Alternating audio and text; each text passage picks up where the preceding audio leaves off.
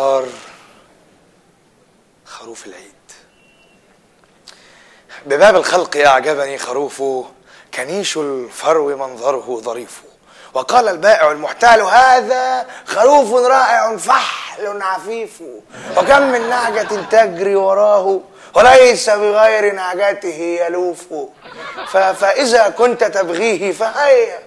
قلت تمنعني الظروف وليس معي سوى 200 جنيه، فدبرني وقل لي ما تشوف. فقال ادفع مقدمة وخذه سريعا، إنني رجل عطوف، وهذه كمبيالات فأوقع عليها إنها قسط خفيف. رجعت لمنزلي والكبش خلفي، ومن أطفال شارعنا ألوف، وعملنا زفة ورقصت فيها، ومأمأ كيف شاء بها الخروف. وقلت لزوجتي هذا خروف كثير اللحم معلوف أليف، له قرنان كم فتنا نعاجا، وفروته بها صوف كثيف، وليته الكبيرة قد تدلت وكم تهفو لريحتها الأنوف.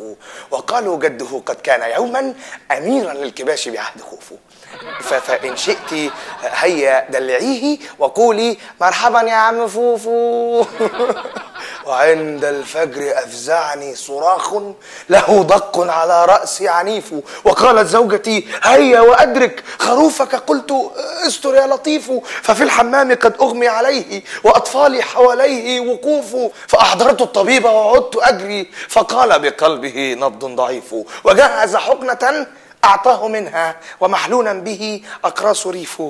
وحاول أن يعالجه ولكن ويا أسفاه قد مات الخروف، وفي عز الشباب مضى صريعا تشيعه المدامع والدفوف. ولو كنا لحقناه بذبح لما لطمت على الخد الكفوف. خروف العيد